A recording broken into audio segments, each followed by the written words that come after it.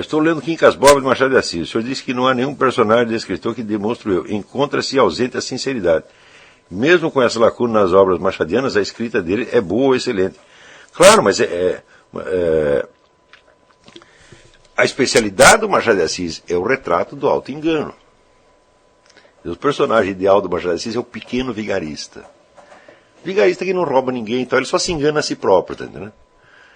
E não há no mundo quem consiga descrever esses caras como Machado de Assis. Ele entendeu tudo, porque eu acho que todo mundo que tinha no meio dele era mais ou menos assim, entendeu? Com algumas exceções.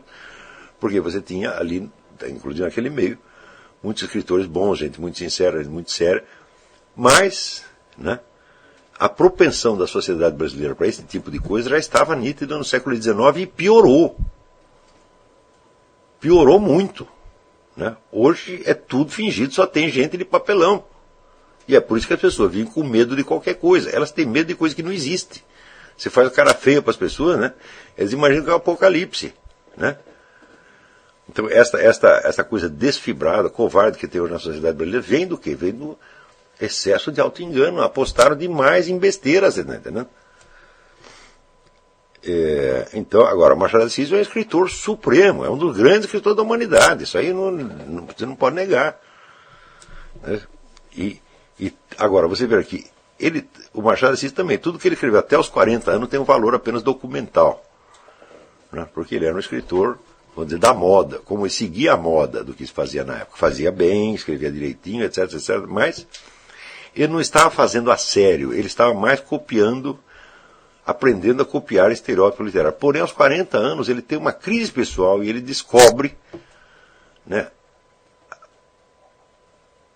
vamos dizer, a miséria, a dor, o sofrimento humano. E daí, de repente, o negócio fica sério. Né? E que começa justamente com o primeiro livro que ele faz nesta segunda etapa é Memórias Póstumas de Brás Cubas. Né?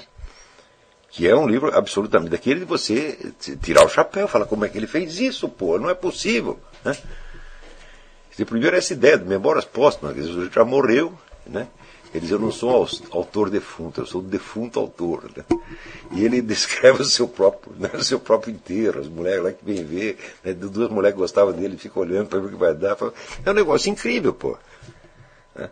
Então, Machado, nós temos que dar graças a Deus que tem esse Machado de Assis na nossa literatura, porque a literatura brasileira, se você dissesse, ela começou com Machado de Assis e terminou ali mesmo. Nunca mais chegou nesse nível. Você tem escritores bons e tal, mas no nível do Machado ninguém jamais chegou. Tá certo? E não vai ser fácil chegar.